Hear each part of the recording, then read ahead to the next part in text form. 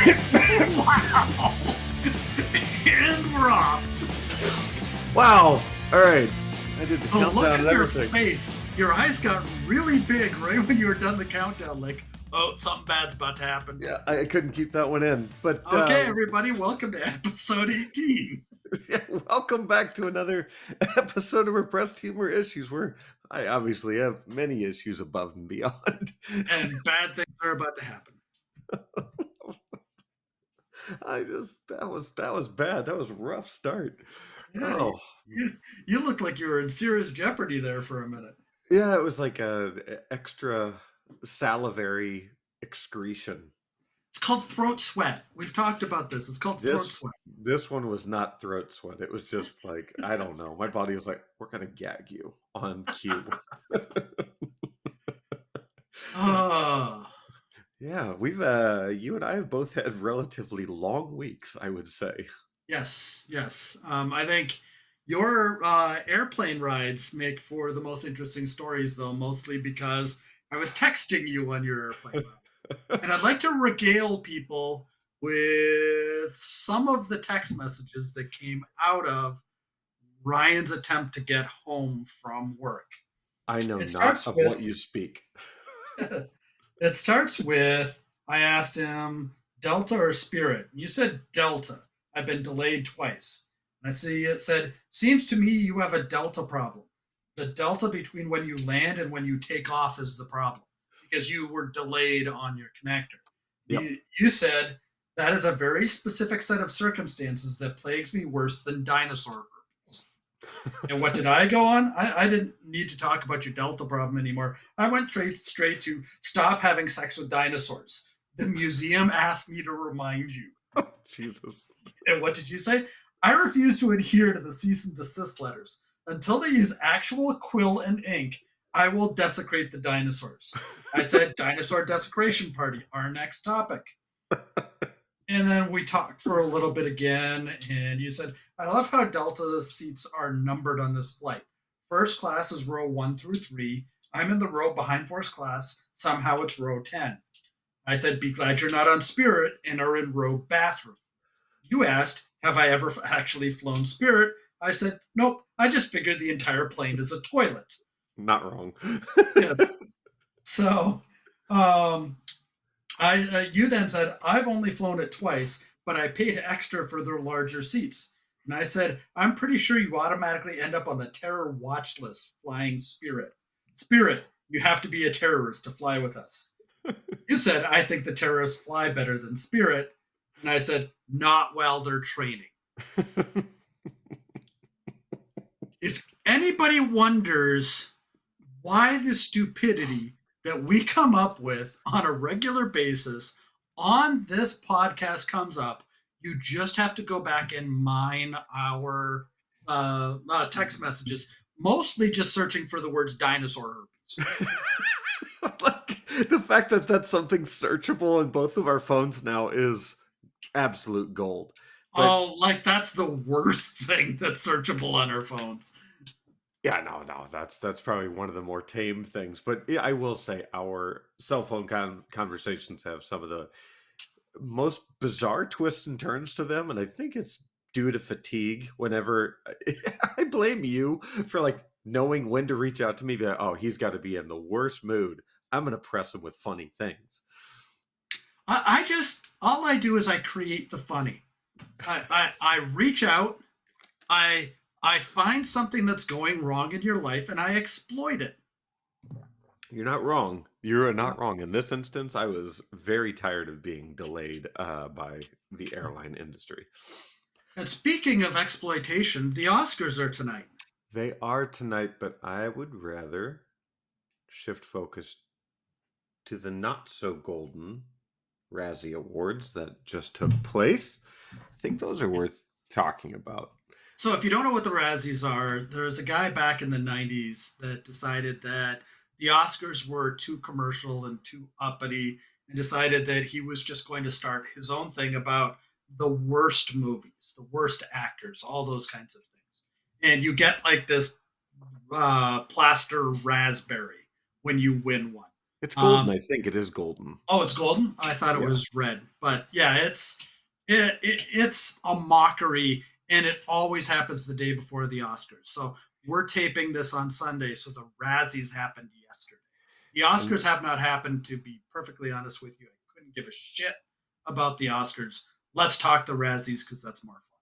yeah, I think the Oscars are limiting themselves even more though on a different note from a streaming capability. If you have no access to Disney-esque ABC, Disney Plus, Hulu, all that, you can't watch it unless you So I pay don't for like get to YouTube TV. I don't get to watch Will Smith bitch slap Chris Rock again. I mean, come I on. Do you think Will Smith will ever be allowed back at the Oscars?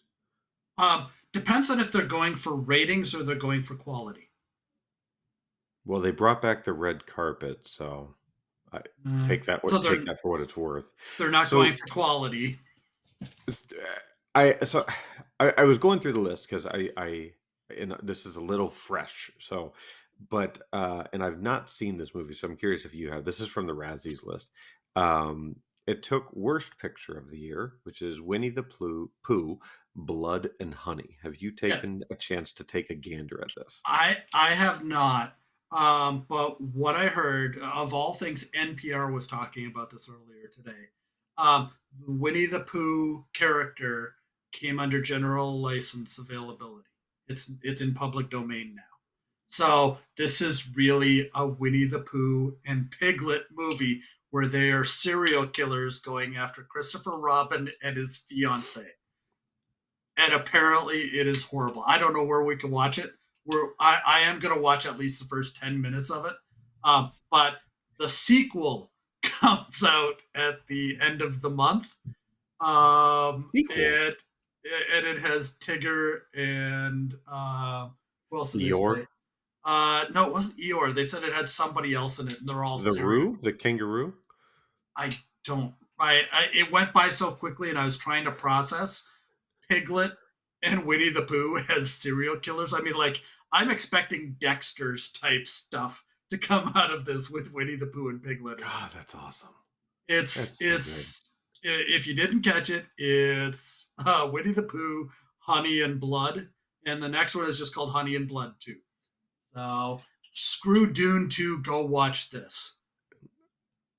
I I mean, we've talked about this a bit. I am a fan of bad movies. There's something special about them where they somehow become cult classics. So I have a feeling that, fast forward 10 years, Winnie the Pooh, Why can't say can you it. not say the word poo? Winnie Winnie the the Pooh is not a thing. It could be. It could be. But I bet it will have a cult following classic going forward. I'm having trouble with all sorts of enunciation things today. You're having Uh, problems breathing. You nearly choked trying to start this episode. I did. I did. So looking at the worst supporting actor I goes to love this one. the Sylvester Stallone. It's his 38th nomination. He got nominated for Expendables 4. I didn't even know they made a fourth Expendables. Yeah. Apparently, he's won like 7 or 8 of these now. Now, have So any actors actually shown up to accept the Razzie? they said yes. They didn't have an example, but they said yes. Sometimes they will actually come to accept. And there has been somebody, I don't remember who it was, that won a Razzie on the same year that they won an Oscar. Oh, that's Yes. awesome. Oh, Sandra Bullock. That's who it was for The Blind Side. So she got the Razzie for The Blind Side, Oscar for something else. I don't know. They just said it involved The Blind Side. Oh my So god! again, Could you imagine it? Wouldn't that be amazing if she won the Oscar for what she won the Razzie for? yeah, I just think it's funny that Sandra Bullock won it in the same year. So she could technically go back to back Razzies one day and then go to the Oscars the next day. Well, and now the next one, I'm actually shocked because I didn't know she was still acting, but Megan Fox Yeah. won Worst Actress. Yeah. And they played a little clip of it, and it's some Bonnie and Clyde ripoff. Yeah, Um, called Johnny and Clyde. And also, funny enough, she won Worst Supporting Actress in The Expendables as well. So she won twice She in won one. twice. Yeah. Well, apparently, Winnie the Pooh. Now I'm saying it. Winnie the Pooh, Blood and Honey won five. Yeah, And I. Expendables 4 was nominated for seven, but only won two.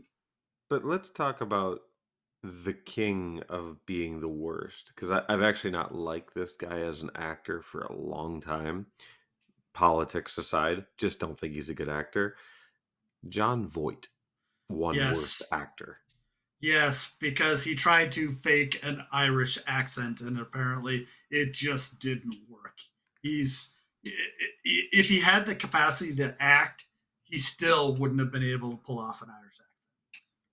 I mean, man, he is just, who cast that? Who was like, that's the one, that's the guy that's barely able to stand anymore? I mean, Alex McGinnis did a nude scene in his 80s. People eventually get to a point that they just don't care. And they obviously hit that point with John Voight. Oh, I have a correction. Never mind. Uh I don't have a correction. oh. I, Okay. sorry. I thought I looked at the wrong category, but Expendables was the most nominated film. Yes. Got it.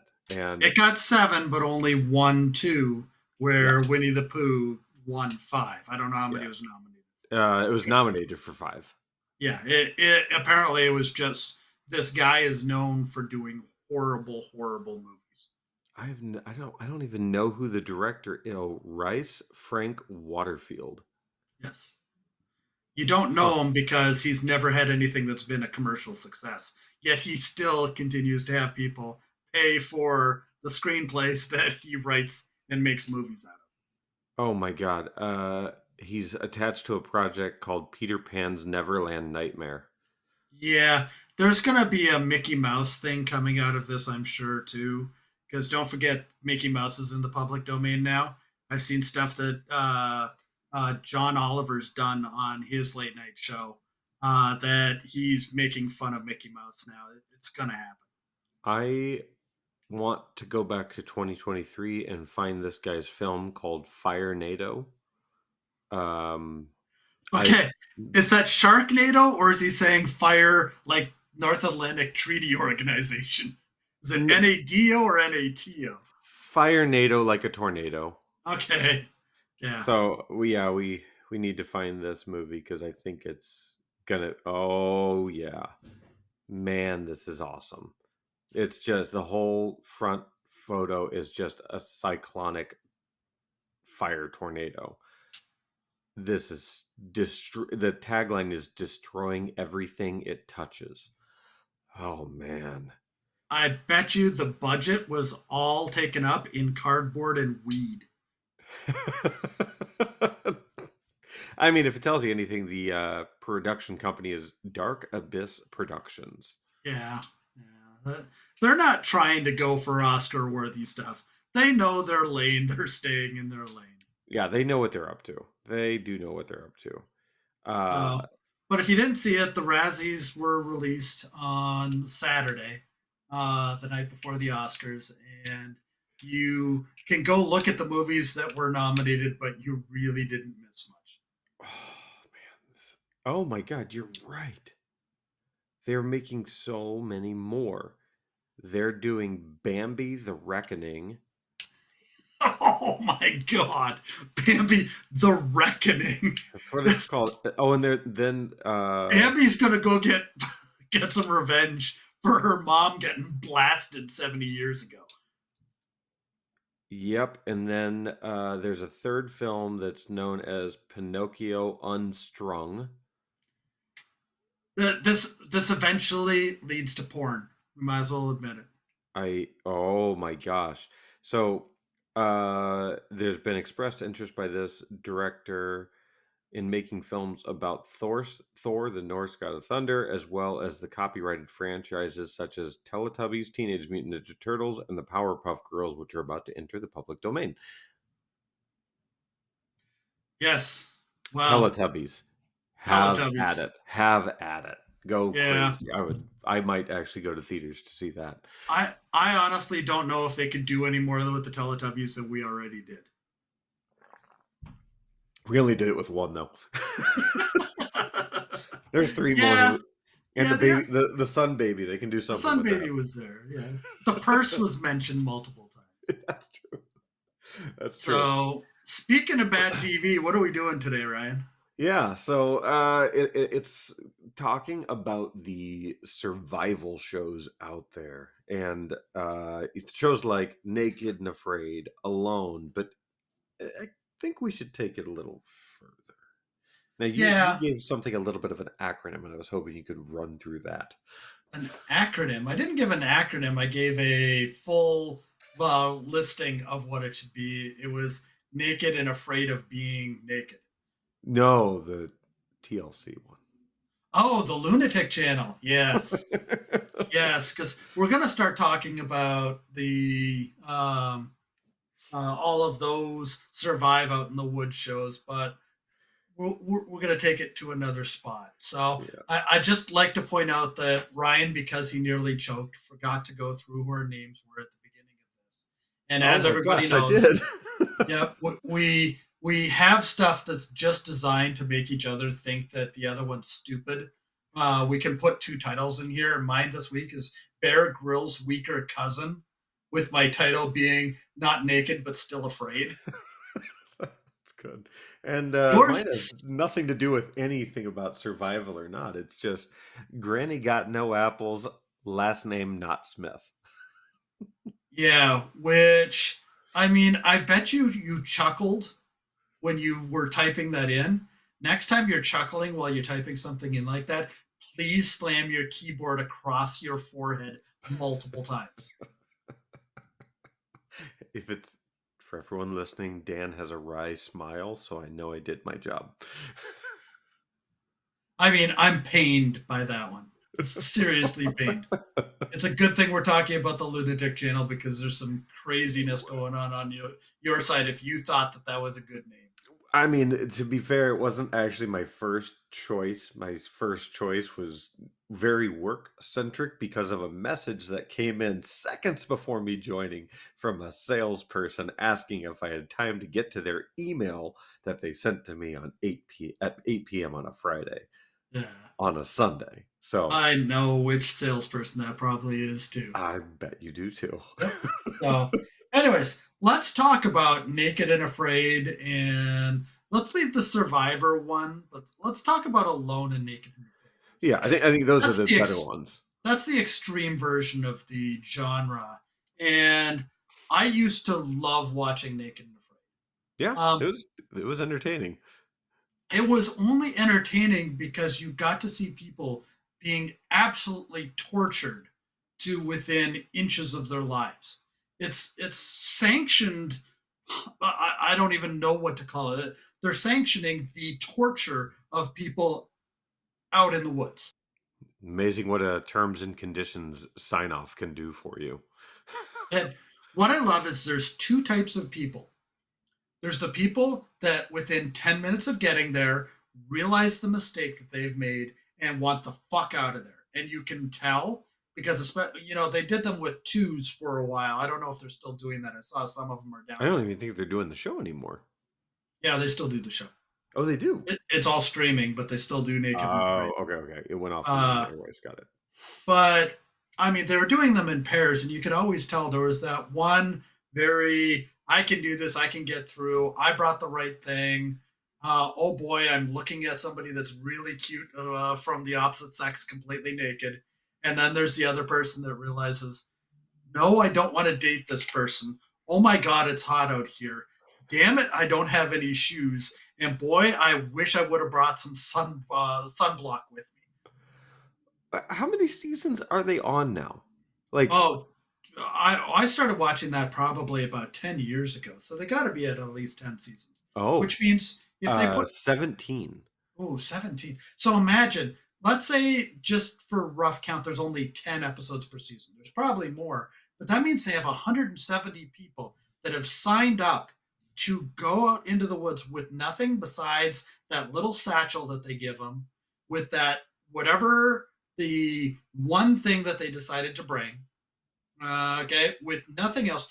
The very first thing, just watching the show, I know the thing I'm bringing with me, and it's a fucking pair of shoes. Because if Yeah, you have a like pair of shoes, you can do enough to be able to get all the other stuff you need. You can break rocks because you can run around and do stuff to get sharp edges, to cut down trees or get sap or build a water vessel or build whatever. If you don't have shoes, you're fucked on that show. I mean, wow, this sorry, I'm looking through the episode list. It's weird how much they ebb and flow and how many episodes they do because they're like they started off with 6 and then you're right, they did go to 10, then it was 12, then to 5. And then they went all the way up to 26 and 30 on seasons 10 and 11, and now they're back down to 5 last season. So there's two reasons for that. A, some people get out there and within 10 minutes say, fuck this and leave. They Ah, realize what they got themselves into. They don't have an episode. They line these people far enough up and ahead. They have to do all of the physicals and that sort of stuff to make sure that these people are not putting themselves in mortal peril in a way that they're not going to be able to help them. So there's going to be some vacillations just based off of they're not going to have enough people to do, 20 episodes. Plus, you got to realize you're taking a camera crew and a sound crew and they have to have power and all the support mechanisms out in the jungle for 3 days, and they're lucky if it's the jungle because most of the time it's the pointy rock place with the sticks with the barbs on them that has no water except for that festering hole that the horse died in, and that there's always a cheetah or something circling around the outside of it. yeah, I mean, I I don't know. So like if I think about like Naked and Afraid and compare it to Alone, which I do think are pretty distinctly different shows. They do a yes. good job of making a distinction. I'm trying to think of which one is actually harder. Like which one would actually like which one would I excel at? Which one would and I won't excel at either. Let's be fair, I suck. But um Yeah, I want to be naked and in bed. I don't want to be naked and afraid. Those two things never work for me. Okay? I don't But want to here's the be big difference. alone either. Like But alone, you're trying to survive longer than other people. without Naked and knowing afraid, how the other people are how long they're lasting. right. But naked and afraid, you only have to last 3 days. But the Yeah. big difference is alone, they'll put you in places where it's ice, it's snow, it's rain. The elements are a different type of drain on you than what happens with naked and afraid. Naked and afraid, it's always somewhere hot. I've never Yeah. seen them send somebody somewhere No, no. cold. Um, and there's like I said, there's never any water anywhere. And Drinkable water at least. drinkable water. Yeah, and it takes them forever to start the fire because Always takes them forever to start the fire. That's like just a gimmick of the show at this point. and it's I mean, if you're not going to bring shoes, bring a fire starter. I mean, between the two of you, even though you don't met, have never met, one of the two of you has to be smart enough to think I'm going to bring enough shoes. Wasn't there a Okay. celebrity version of this? I saw one that Seth Rogen and James Franco did, where they were in Central Park. That was the only celebrity version that I've seen. I think you're gonna have a problem with nudity with celebrities. Is gonna Yeah, it depends on the celebrity. be yeah. Um, My favorite one. They ran the commercial for a long time because my wife, as we have discussed before, likes Sister Wives. mm. So we are always watching the commercials that Discovery puts in for those. And there's this woman that she's all happy because she's stripping off her clothes. She's saying, I'm free. And then 10 minutes later, she's complaining about there's nowhere that she can step that doesn't hurt. And if she tries to get off her feet, then it's just the rest of her body that's sitting on these places that hurt. And she's boiling out in the sun and there's no protection and she's completely dehydrated in like 35 minutes. and, So to the and average viewer, it just looks like this woman's totally crumbled all bits of her body, herself, her mind in 35 minutes. yeah, yeah, she's completely gone from this is going to be the easiest 3 days I've ever had to I don't know how I'm going to get through the next 5 minutes. And the problem with it is that it shouldn't be, but it's great TV because honestly, the only way they could take this farther is to say, okay, we're going to make a TV show called Waterboarding, and you just had to sit and watch somebody waterboarded for 3 days. Well, I saw that I was trying to look through all the different series titles, and there was one from Naked and Afraid. They have a bunch of related series to Naked and Afraid, and one of them, and I've never heard of this, is Naked and Afraid XL, I haven't seen that to know it. Is there a which discussion about what exactly the XL is? well, so it's a 2-hour show. It says running time 120 minutes. There's been 9 seasons of it, in addition to normal Naked and Afraid. And that's probably just they're recutting some of the stuff they do in the other ones, and you're getting a longer version. Oh, no, it's a spinoff where a group of people are given Mm. the task of surviving in the wilderness for an extended period in a 40-day challenge. Oh, that's going to go Lord of the Flies in a hurry. Because let's put it this way: Survivor. Well, I don't think what a lot of people realize is Survivor is built in such a way that these people can play the game. When you're on Yeah. Naked and Afraid or you're on Alone, you're not playing a game. You're just trying to fucking survive because they are trying to hurt you. They're putting you in places where you're going to get hurt. Survivor, they have all the medical staff there, they have all the accommodations. They're making it livable. Okay. Yeah, it might be problematic from a, it's not comfortable, but it's livable. Naked and Afraid is not livable. I mean, Well, I mean, they, just imagine like being in that circumstance and dealing with the bugs that oh are yeah, in that area. Like yeah, we know they're sandflies. all yes, yes. They will bite the shit out of you.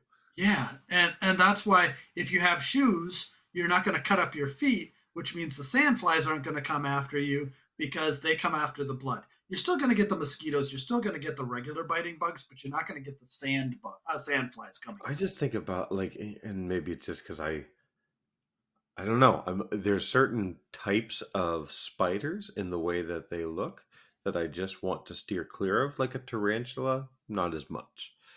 But like anything brown reclusey looking like, you. fuck Oh, that.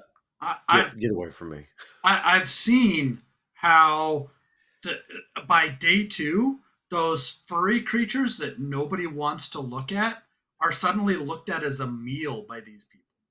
And I do not want to be put into the situation where I have to go from, oh, that's some sort of newt. I don't want it here because I don't know what diseases it could have to.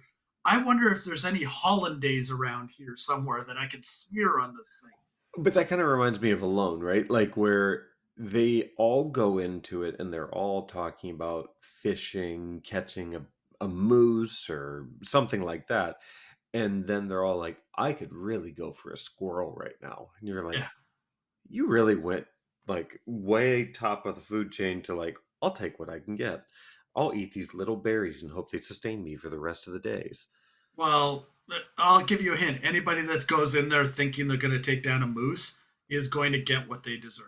Because I've seen one guy on Alone take down a moose. That was crazy. But then he had to fight off wolverines for stealing the moose blubber. can you imagine that? It's civilized society. You take down a moose and you're thinking, okay, I got to get this out in the sun so I can get it to dry out so I can make some moose jerky out of this. I've got to get all of the innards out of this so that it doesn't spoil. And then wolverines become your problem.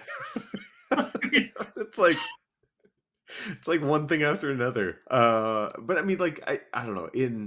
I always try to play out how I would approach those circumstances. Now, let me preface this with the fact that I have no outdoor abilities. I do not camp, will not camp. I like glamping at best, and even that's a stretch. But if I'm thinking about it, I understand food is very important, but where I always see these people fall down and start really psychologically crumbling is when their structure that they're sleeping in doesn't support them.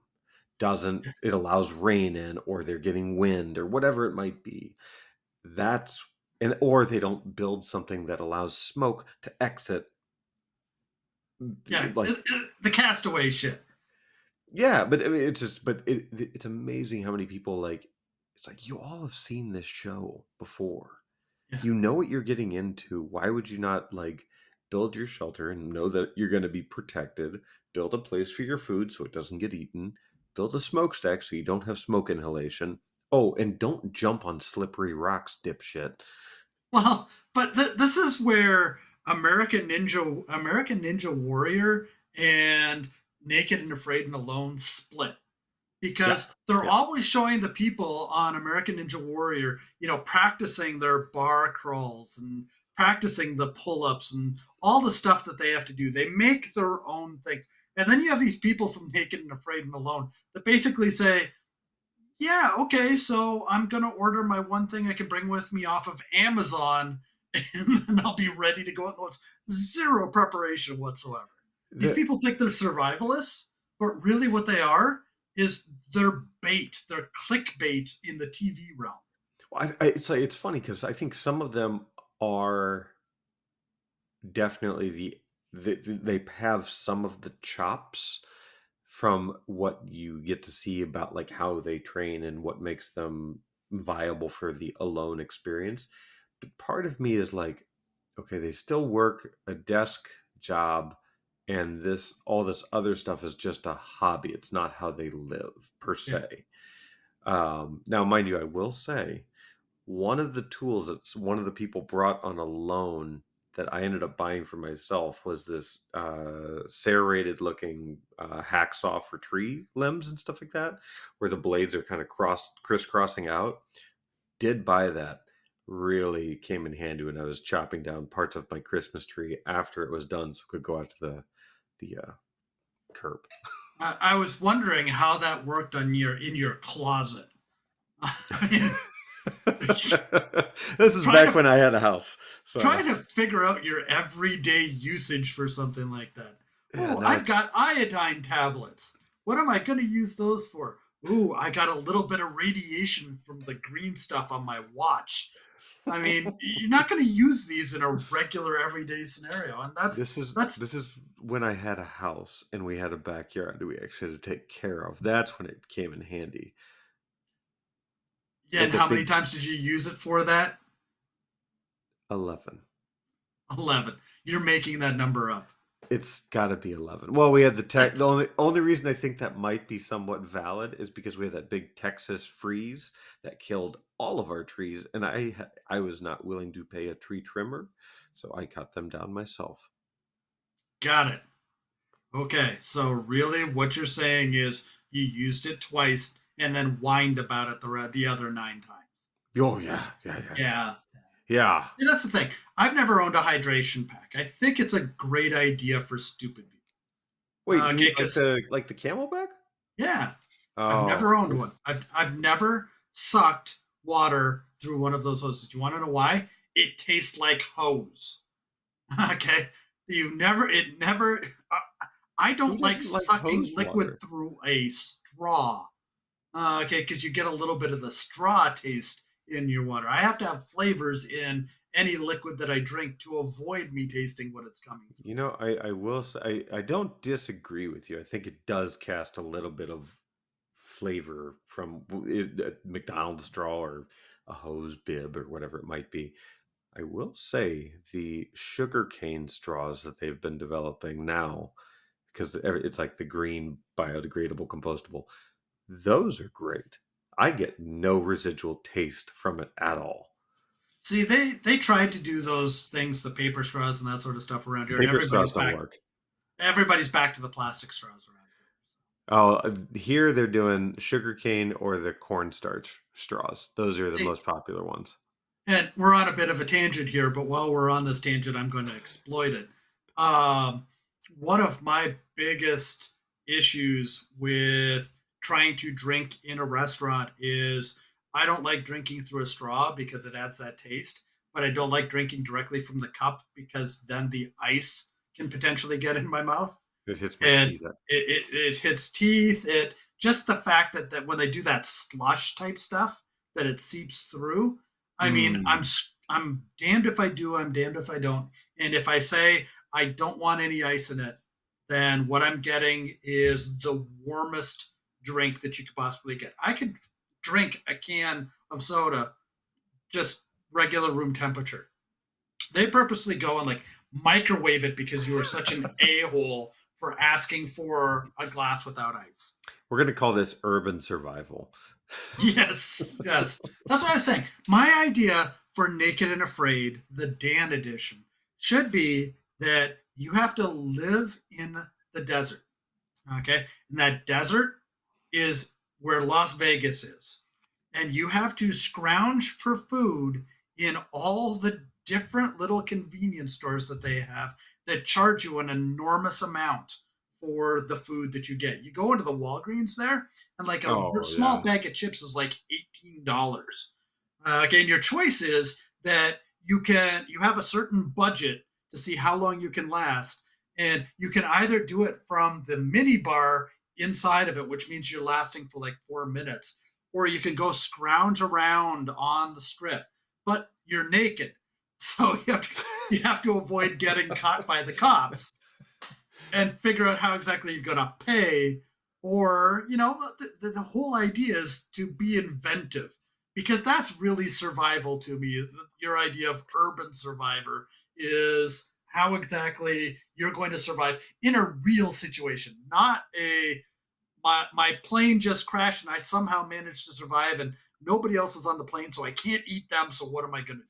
I think if you're doing this in Vegas, you go find as quickly as you can, again, before you get arrested, you go find all the different celebrity impersonators and Elmos and all that, and dance amongst them and just have people throw you money to stop, including the Elmos and the Mickeys and the Darth Vaders and Elvises of the world. You've obviously seen me dance. Well, I could make a fortune doing that. Jesus. Yes, So, people would be buying me clothes. And if you've been in Vegas, you know the clothes that you're getting are from Versace and from oh, they're not cheap. Yeah, it's yeah. it's not. Yeah, you're the best you could maybe get is like super dry for a kind of expensive but cheap discount. Or you have to go to that store that sells 10 t-shirts for $5. Oh yeah, like the Jersey Boardwalk type stores. Yeah, yeah. Yes. Yeah. So, but again, I think that would be an interesting version of Naked and Afraid. It wouldn't work for Survivor though, because Survivor is too No. tame and it's scripted. And I think this is the thing that people have to realize.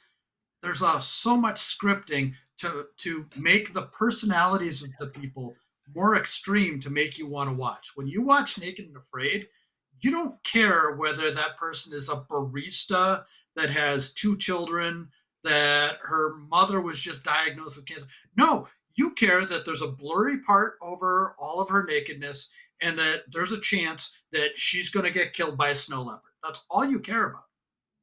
Yeah, I mean, the same with Alone, right? I think that's kind of you do buy into their personalities a bit. I think even on Naked and Afraid, you get a little bit of that, and you root for certain individuals, but you're You root always for certain individuals to die, though. That's the thing about these shows is there's just some people that are so moronic and antagonize you just by their very existence that you hope they fall in that hole, or that the snake gets them, or whatever it is.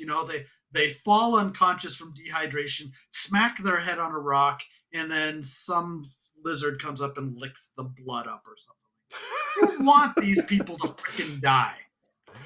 I mean, I don't know if I want them to die per se, but I'm not upset if they break an ankle. So let's put it this way. Maybe I'm thinking of this wrong. You want them to fail because they can tap out at any time. And Mhm. if they tap, maybe that's a better way to look at it. you're not looking to see, does this person make it 3 days? You're looking to say, I don't want this person to last it. I want to see how little they can last. I want to see the person that gets naked, gets a little bit sweaty after like 35 seconds, realizes that they didn't Yep. shave their pubic hair before they went out there, sees that there's going to be a camera crew there the entire time because they weren't smart enough to realize, yes, somebody is fucking filming this, and realize, yeah, no, I don't want to do this But I anymore. mean, Pack their I shit and leave. don't you think that this kind of logic permeates across any reality show? Like you always root for someone to win. I think there's someone that you'll latch onto that you're like, yep, they're good, and all the other ones you're like, just fall, fall off the So stage, whatever it might be. the ultimate example of this is my big fat gypsy wedding, I've never seen this. or my American gypsy wedding, or whatever the name of this is. My This wife sounds has made like a me watch terrible this. show. These people are they find the worst people they possibly can. Okay, these people are scamming people with paving their driveway scams and stuff like that. Every single Ah, one of them has more indictments than they have teeth. Okay, now for some of them that's not a difficult task, but you're they always have, it's either they're having their sweet 16 party, or it's their wedding, or there's some sort of event, and what you're hoping for is those two gypsies that don't like each other start throwing fists, and that's why you watch the show. You don't watch the show because these people make these ridiculous clothing decisions. You don't watch the show because these people are such fabulous people that their backstories are amazing. This is Jerry Springer in gypsy format. And the only reason to watch it is to see how low they can go. what And network is this on? that's on TLC. Oh, Okay, with, I don't know if my 600-pound life is still going on. Um, I don't know if you heard, but Janelle from Sister Wives, one of her sons died. There's some iffiness I'm not going to go into on how he died, but everybody still hates Kody because Kody just copied what Janelle said. Yes, I know this stuff because my wife forces me to understand this stuff, but Kody didn't actually write anything new about the passing. He just copied what Janelle had. And we don't look at what Sabin says. Sabin is Robin, but she's always crying, so everybody calls her Sabin. This is how like much I have to know about this stuff to live you in know this. way too much. You know way, Yes. way too much. I mean, I remember watching on TLC. I know this is shifting from survival, but we had to survive TLC. That's where this is going. Shows like My Strange Addiction, Yes. like what the The, woman that would eating toilet paper or something like that. the weirdest one for me was the woman that was addicted to huffing cleaner, the air cleaner. Okay, they Like put the a compressed bitterant in air. them, the compressed air. Yeah, because there's an aerosol in there which would get you high, and they put a bitterant in to stop people from doing it. And she had gotten to the point that she could tolerate the bitterant, and all she did was huffed and petted her cat while she was lying down. That's all her What entire about life. the guy that like made out with his car? Wasn't that a thing too? I don't know about that. It wouldn't surprise me. I mean, there's people that have married inanimate objects. There's a guy that is married to a roller coaster. Literally, What? he went out and had somebody marry him to a roller coaster. Those have to be the weirdest taxes H&R Block has ever seen.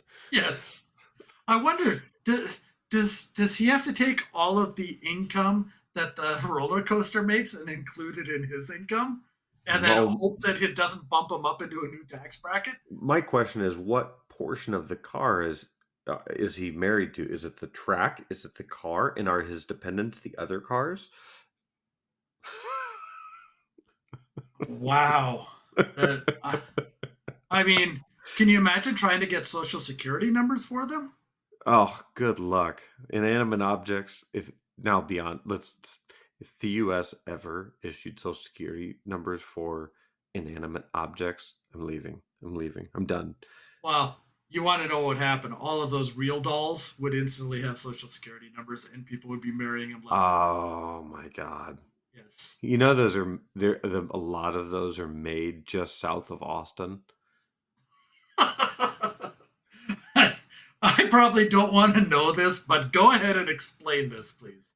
So there was like a little news story on this new startup that was forming. This is like 8 years ago, and I want to say it was out of San Marcos, Texas, or Kyle or Buda, somewhere just south of Austin, and talking about the real life sex dolls, and that they had plans of becoming like the largest producer, whatever. And then they quickly did because of the realism of their dolls and that they had robotic actions that Yes. you could add on to them. They also have replaceable parts that you can get Right. for different depths Yeah. and Yeah. tightness and all that sort of stuff. All that. Yeah. So that they're not the only, obviously, but they're one of the higher end ones. So never been to the factory. I can Yeah. safely say that. Yes, but I don't want you to open that closet door that's behind you right now. That one. That one, yes. It's already open. Yes, I don't want to see what's in there. But so I was so I know we mentioned like 600 pound. My 600-pound life. Yeah. Yeah, but I didn't realize they have the show called 1,000 Pound Sisters. Yep. Yeah. So TLC has become clickbait. That's really what they are. Okay. They're not looking for good quality TV. They're looking for lowest common denominator TV. Jerry Springer is no longer on TV. Obviously, Jerry Yeah, died, yeah, right. but he left the whole genre, and nobody really took up the mantle of being the next Jerry Springer. TLC looked at it and said, "You know what? We're not going to be Jerry Springer. We're going to make 18 shows that are Jerry Springer." Well, I'm just And looking at some of their top shows. You're right. This is clickbait. Return to Amish. It's yep, been on for 7 seasons. 90 Day Fiance 90 Day Fiance. I mean, with No Neck Nick. oh no, that guy. Yeah, That guy. Wait, what isn't TLC toddlers and tiaras as well? they were. I don't know if that's still a thing. I don't either, but I mean, these are crazy shows. Yeah, but they have the gypsies, they have the Mormons that have multiple wives. Oh, They, Breaking Amish. Oh my they're God. breaking Amish. They had Amish Mafia for a while on A&E, which I believe Ex- is owned by Discovery now. Extreme Cheapskates. Forgot about that show. That Yes. was fantastically. Actually, that stressed me out. Oh, Hoarders did that to me. And the worst ones Oh, were the pet hoarders. There was a guy that he had something bad happen in his life. I think it was his wife and his daughter had perished for some reason.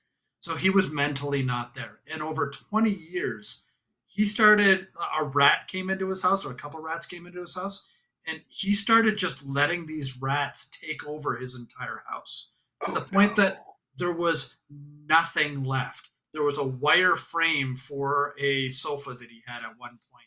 Everything else was eaten. All the counters were eaten. Everything was gone.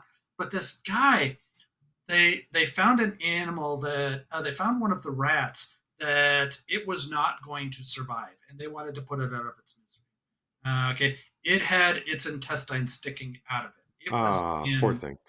He was crying, saying, "No, don't take that. Don't euthanize that animal," even though that animal was not going to survive and was suffering significantly. And if you put it back with the rats, the other rats were going to eat it anyways.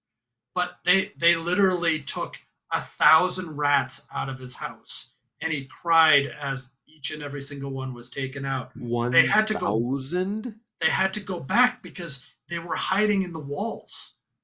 Oh my God. Well, that's Okay, that's called an infestation.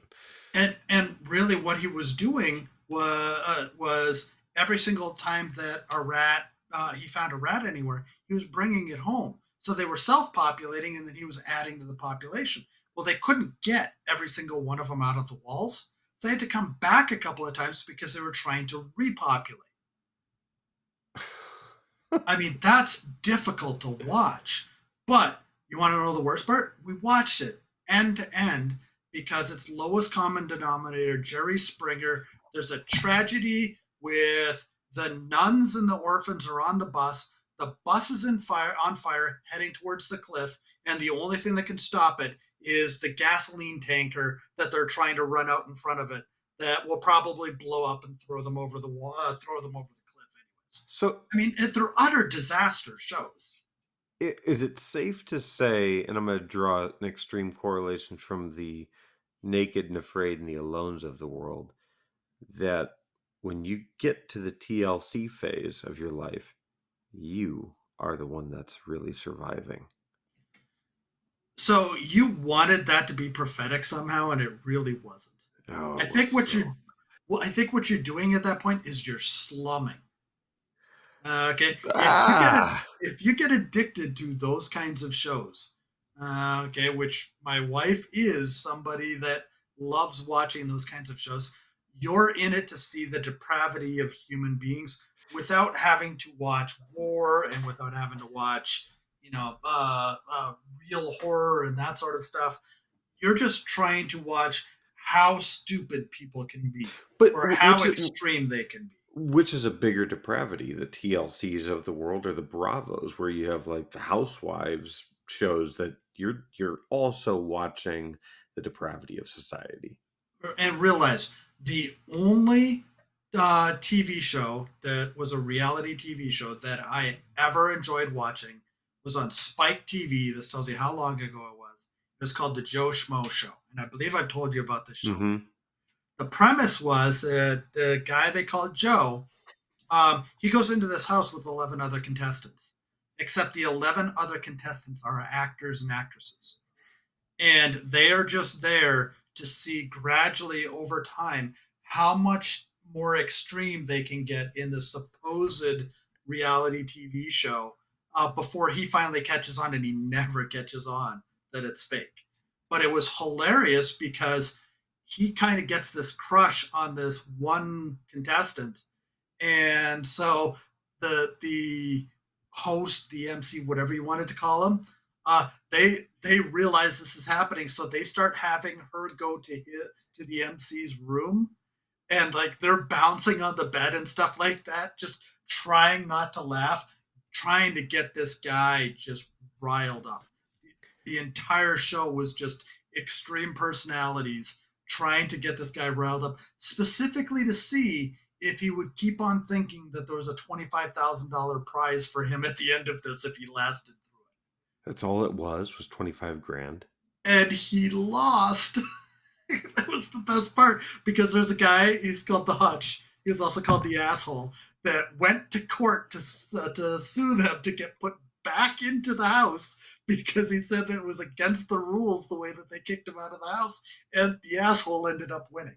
I mean, it was just really well done. You could never do it again because A, you'll never find somebody that stupid again. B, it went on just perfectly. It was the right tempo, the right pace, and you know that if they try to do it again, they're going to try to do it too fast or too extreme or too silly, and it just won't work. It was the perfect blend of I'm going to have just the right amount of weirdness added every single episode to make it hilarious, to make it stupid, but not to make Joe realize what was really going on. But I'm trying to think of any reality shows that I actually like that I'm just like, this was actually good TV.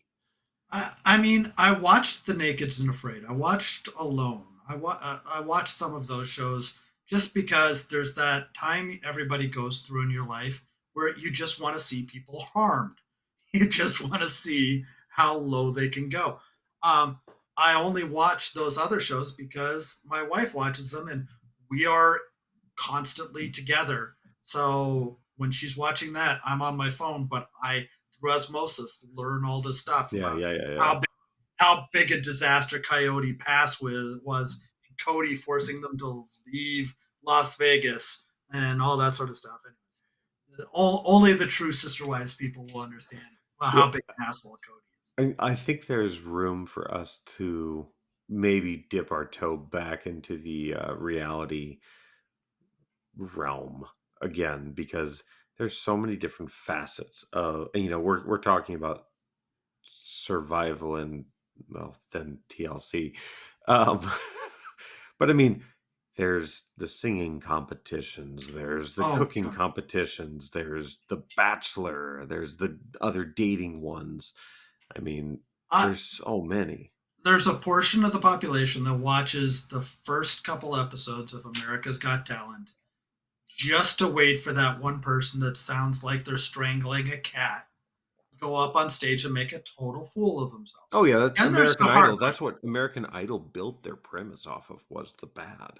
Yeah. And there was a show that they did that it was in Philadelphia where they weren't telling these people that they were being rated on how bad they were.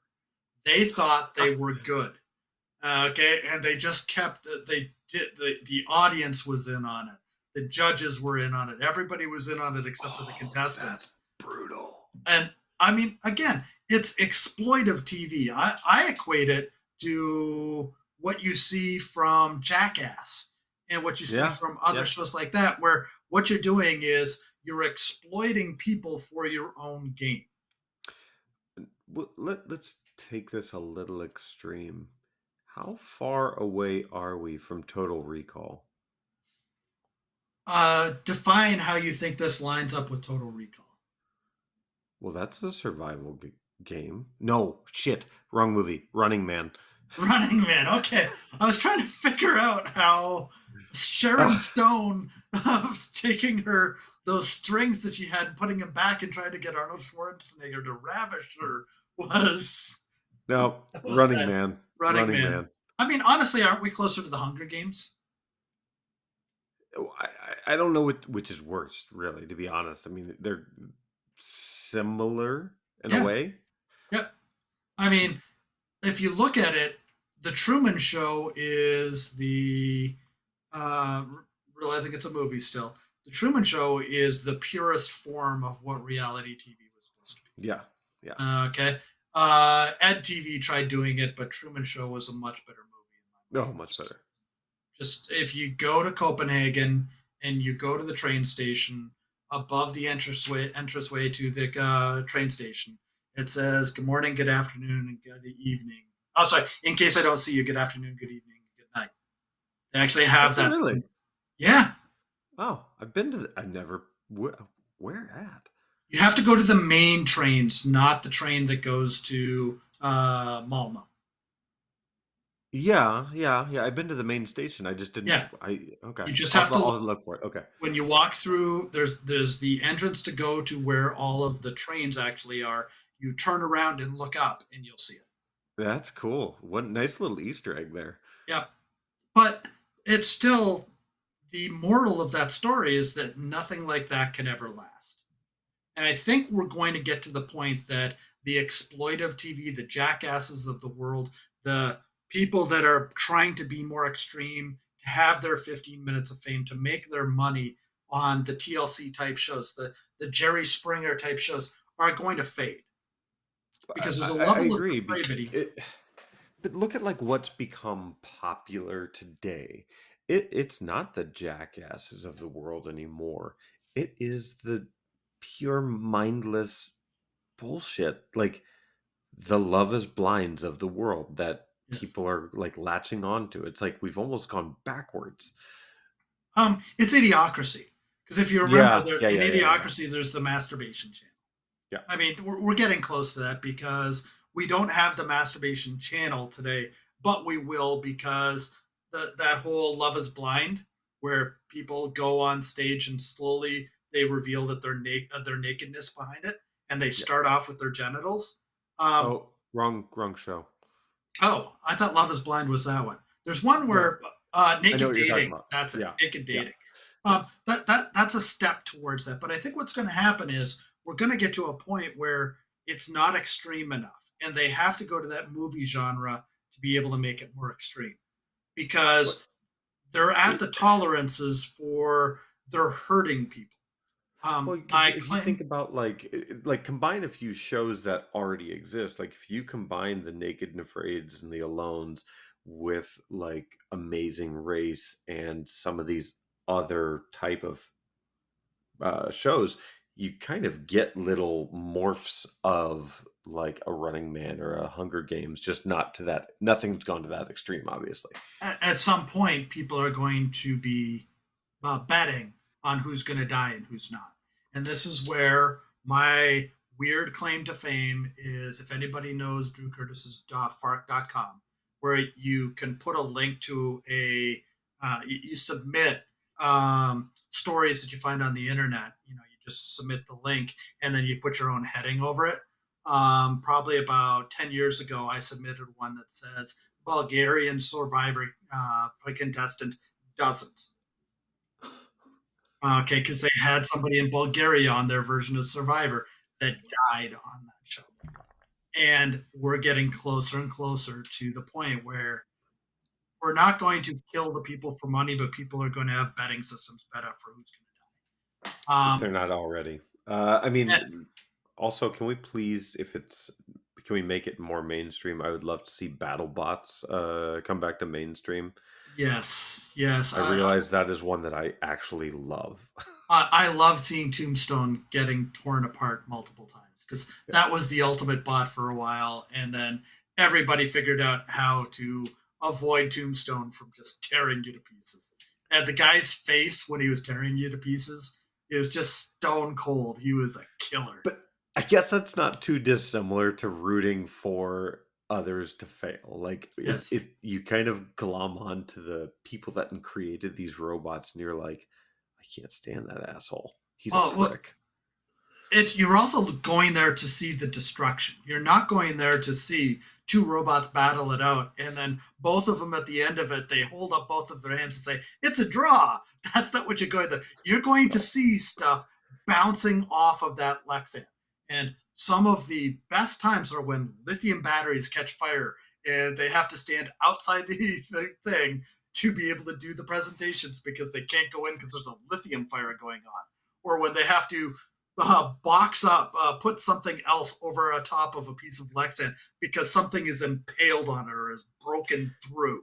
I And mean, you're always rooting for them to get caught on one of the environmental hazards, like one of the buzz oh, saws that comes out of the ground or something like that. Like, but they never do. That was the saddest part. Is early on, those were actually a menace, yeah, and then they yeah. got so slow, and the other bots got so good at killing stuff that they didn't really need the elements. That little hammer that comes down on the side did zero damage to any of the bots. No, unless it flipped one. Sometimes it would flip one or something like that. But oh man, I do love that show. Yes. God. But again, it's still the debasement of the intellect because we're not rooting for somebody to win, we're rooting for somebody to lose. And every single show on the TLC channel, TLC, the Lunatic channel, is devised for you to root for somebody to lose. Every single one. And if you don't believe it, you haven't looked deeper into the show to understand why those shows are on. Or just to be purely, I guess that there's also part of it that you watch that stuff not because you want somebody to fall down per se, but you want to be shocked.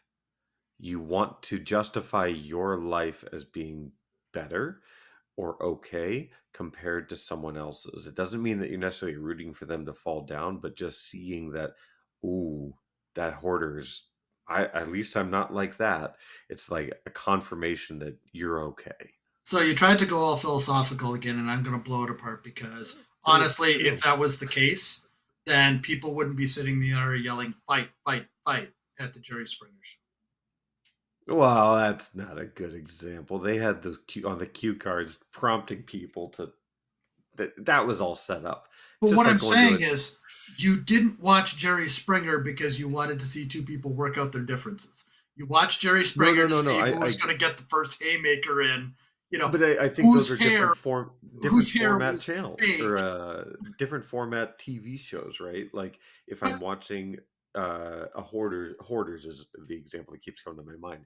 That's not like fight, fight, fight. There's no opportunity for that. That's But just going, but you're "Ugh." going, I want to see how much more depraved it can be. Not, oh, this person's getting help. I want to see them getting help. No, you want to see Oh, the no one cares you want about to the see help. the grandma that's mummified over in the closet.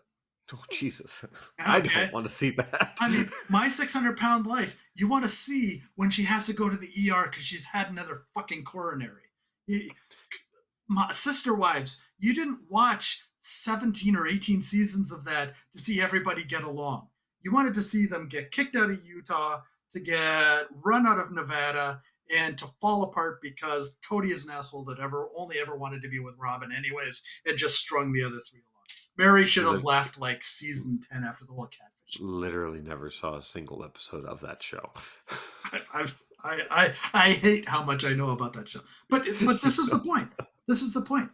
These shows are not meant to make you think about the good in humanity. They're meant to make you think about the bad. Yeah, And and like even I really think it's there to help people make them feel better about themselves. I don't feel better about myself when I see that. I'm the guy that's yelling fight, fight, fight. And that's why I don't watch those shows unless my wife puts something on, because it drags you down into the point that you are doing what they want you to do in watching it, not what you want to do. You're no But to make longer this there for your own pleasure, you're there for their pleasure. to pendulum swing this a bit, are there any shows out there that are good, that are reality? Interesting. Romper Room, I don't even know what Mr. that Dress is. Up, Polka Dot Door, all those kid shows that they're just educational, Sesame Street to a Oh, point. I mean, like competition type. Well, I mean, I there's, guess not all the ones we were talking about are competition, but I would like, say I've never watched one, but maybe the baking shows because really they're trying to oh, create something. Forged in Fire, I really liked. yeah, I like And, the blow up one, the glass making one. I think that one's kind of cool. and there are some stuff like that that's out there, but it's amazing how fringe that is. Yeah, yeah, I mean, that's that's not the standard. The number of people that I see going to Doug Marcaida and doing the little head bob with their hands pressed together just so he'll do it back, just so that he'll say, and it will cut.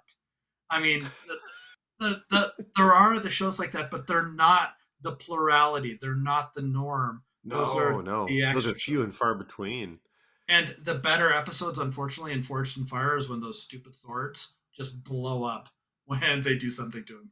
Is that the They hit one a where they like chop actual meat and stuff like that to yeah, test out? Yeah, yeah, yeah. yeah. Okay. You're hoping you pick a winner in that one, and you're rooting for the other guy to fail. Now you're rooting for somebody to win, and somebody always does win on it. So it's great that way, and it is not scripted. Hmm. I've read enough about it that if it's scripted, they're doing a really good job of keeping that quiet. But Yeah, I mean, I think though that's a harder topic to talk about. Actually, is the ones that are actually not innately bad, that actually have some craftsmanship, some positivity to it. yeah, That's hard to come by. But yeah, you're right. Maybe it is the cooking, some of the cooking shows, right? yeah, because it's not those tattoo shows. Because the tattoo shows always has You the, want the them to fuck that tattoo up. well, it's not even that. It's there's the story of why people are there is why you're there, not to see the actual tattoo itself. And the story Mm. is always, my cat just got strangled by my ex roommate who is sleeping with who is now my ex wife, who murdered one of my children in a bathtub. That's the backstory that you're looking for in those tattoo shows. You can't even go there. Honestly, I don't like reality TV. I've watched way too much of it. Yeah. It's the majority of it is a debasement. The majority of it is designed to pull you in based off of your idea of shock and awe, my idea of rooting for the disaster, rooting for the failure. Um, it's not healthy for society, but it's pervasive because it's cheap to make, Hmm. and people think it's real.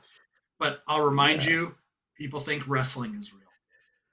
Yeah, and there, I think our society has gotten to the point where it just doesn't care if it's real or fake anymore. They just want to see whatever happens, happens. They're just letting things flicker, which goes into another philosophical conversation that we can get into another day.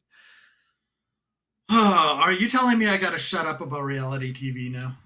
At least for right now. Uh, Fine, Granny got no apples. But last name is not Smith. So, but anyway, I do want to thank everyone for joining us on this episode of Repressed Humor Issues. Find all of our social medias, everything like that, on repressedhumorissues.com. And until next time, I'm Ryan. And I'm Dan. Y'all have a great day.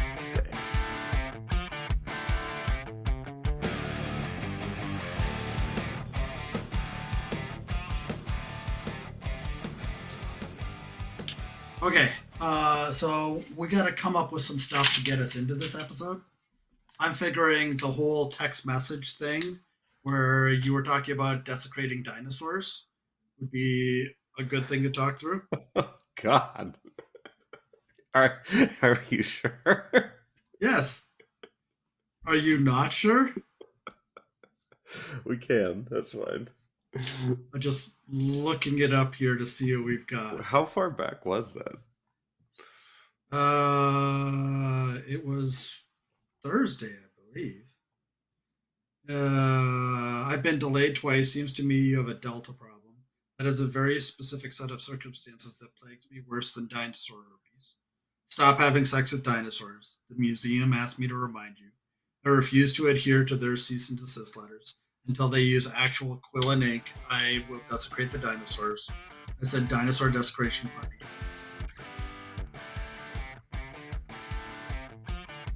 Wait, this is in our texts? Yeah.